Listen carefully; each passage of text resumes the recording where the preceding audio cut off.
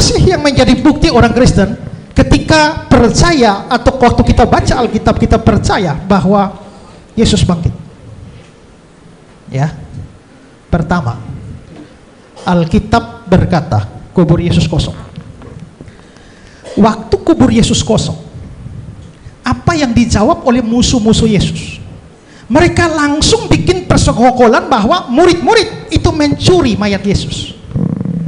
Artinya secara tidak langsung mereka juga akui bahwa memang kuburnya kosong. Karena itu mereka harus mencari alasan untuk menjawab fakta bahwa kubur kosong. Artinya kubur kosong Yesus itu diakui oleh para musuhnya.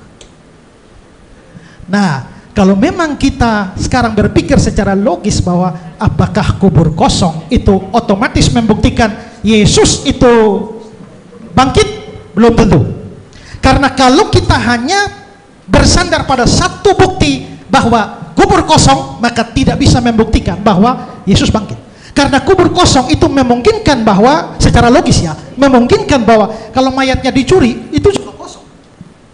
Tapi yang paling jelas adalah bahwa dia menampakkan diri selama 40 hari berulang-ulang dan murid-muridnya jadi saksi.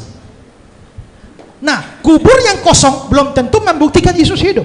Tapi kubur kosong dan ditambah dengan penampakan Yesus selama 40 hari, dan seperti kata Paulus di 1 Korintus 15, dia menampakkan diri kepada lebih dari 500 orang sekaligus dan kebanyakan masih hidup. Artinya apa? Ini bisa cross check.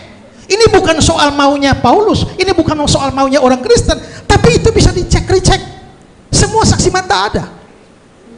Dan pikirkan ini, bahwa berita Injil tentang Yesus yang mati dan bangkit itu juga disampaikan oleh Petrus waktu khotbah Petrus pada hari Pentakosta. Dia bilang, Yesus yang kamu bunuh dan kamu salibkan.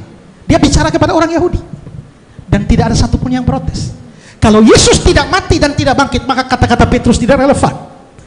Tapi dia berani mengatakan itu pada musuh-musuh Kristus yang kamu salibkan, dan mereka diam terhadap hal itu. Itu menunjukkan bahwa memang kematian Yesus itu sebuah fakta yang tak bisa dibantah. Lalu Injil diberitakan dimulai dari Yerusalem. Kisah 1 ayat 8. Ya. Kalau Injil dimulai dari Yerusalem, saudara tahu Yerusalem itu apa? Tempat di mana Yesus mati. Dan kalau Yesus tidak pernah bangkit, lalu mulailah memberitakan bahwa Yesus mati dan bangkit, dan mulainya di Yerusalem. Kalau mau tipu orang, mulailah di India sana, mulailah di Tiongkok sana, jangan mulai di Yerusalem, di mana orang bisa membuktikan Yesus tidak bangkit. Yesus tidak mati, tidak bangkit. Seandainya memang dia betul-betul tidak mati, tidak bangkit. Tapi mereka berani bicara di Yerusalem langsung, kota yang akan mematikan mereka seandainya dia memang tidak mati dan tidak bangkit. Dan ada banyak teori, ya seperti teori pingsan lah. Tapi yang ngomong teori pingsan itu tidak mengerti tentang tradisi penyaliban. Ya, ada yang mengatakan bahwa Yesus itu diangkat, ya, Yesus diangkat, tidak disalibkan, tapi tiba-tiba diangkat oleh Tuhan ke surga, lalu ganti dengan orang lain yang serupa Yesus lalu yang disalibkan. Jadi aneh ya, kalau Allah memang mau menyelamatkan Yesus dari salib, kenapa pakai acara tipu-tipu? Kalau mau selamatkan Yesus, angkat saja, binasakan musuh-musuh Yesus. Kenapa masih pakai acara menipu orang dengan menyerupakan Yesus dengan orang lain? Kok Allah terlibat dalam konspirasi penipuan? Dan gara-gara ini, seandainya teori itu benar ya, seandainya memang Allah mengangkat Yesus dan Yesus tidak jadi mati, sementara akibat dari itu orang Kristen tidak tahu, dan orang Kristen percaya Yesus mati, artinya orang Kristen telah tersesat. Tapi siapakah yang membuat orang Kristen tersesat? Allah yang menipu. Pikirkan itu. Dan waktu orang itu diserupakan dengan Yesus, pertanyaannya adalah orang-orang yang mengira itu yang disalibkan itu Yesus itu, yang mengira mereka menyalibkan Yesus itu siapa? Musuh-musuhnya kan? Bukan murid-muridnya kan? Dan kalau begitu seharusnya yang percaya bahwa Yesus tidak disalibkan, atau yang percaya bahwa Yesus disalibkan, tertipu oleh Allah, itu adalah mereka yang mau menyalibkan dia. Tapi ternyata bukan mereka yang percaya, justru murid-murid yang percaya. Mungkin apa yang saya omong ini sukar bagi saudara, tapi dengar ulang ya, lalu mikir baik-baik, pakai logika ya. Nah sekarang gini loh, tadi Pak Kainama bicara soal ya mempermuliakan Yesus. Oke. Mungkin satu hal yang saudara mungkin akan tidak mengerti ya, bahwa kematian Yesus itu sesuatu yang, apalagi mati di kayu salib, itu sesuatu yang merupakan kehinaan. Maka Kristen menjadi agama yang paling lain di dunia, karena dia menjadikan simbol yang adalah salib, yang adalah simbol aib, itu menjadi simbolnya. Penyaliban itu sesuatu yang buruk. Penyaliban itu sesuatu yang memalukan. Saudara, kalau Injil adalah karangan-karangan para murid saja, mereka tidak mungkin mengarang sebuah cerita yang mempermalukan diri sendiri dan Tuhan mereka, kecuali itu memang fakta sejarah. Seandainya murid-murid mau membuat sebuah karangan, mereka harusnya mengarang bahwa dia tidak pernah mati, karena mati di kayu salib itu memalukan dia. Harusnya adalah karanglah cerita bahwa dia tidak mati, dia diangkat. Itu baru mempermuliakan. Tapi berita tentang salib, mati di salib itu berita memalukan. Tapi kok tetap masih mau menyampaikan berita dan pergi ke keliling seluruh dunia menyampaikan berita memalukan itu? Karena itu fakta sejarah. Maka kekristenan begitu jujur, tidak mau menipu. Tapi mereka juga karena saksi mata bukan hanya kematian dan kebangkitannya, maka mereka bicara soal kematian dan kebangkitannya sekaligus yang merupakan berita Injil. Ya. Nah, jadi memang penyaliban itu sesuatu yang mempermalukan, tapi bukan hanya mempermalukan Pak Kainama, itu kutuk.